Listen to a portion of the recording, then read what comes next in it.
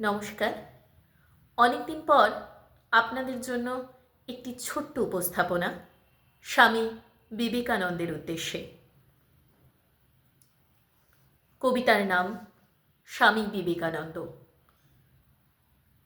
লেখক ডক্টর রামপদ মণ্ডল।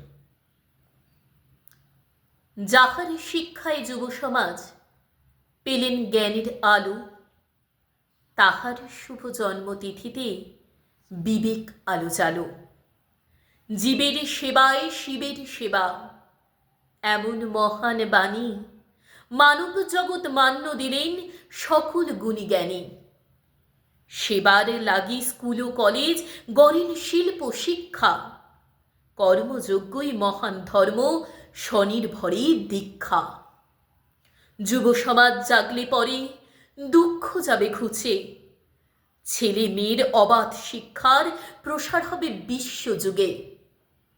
ওঠো জাগো লক্ষ্য নিয়ে ঝাঁপিয়ে পড়ো কাজে, স্বামীজির আজ বাণীর আলো জ্বালাও জীবন মাঝে।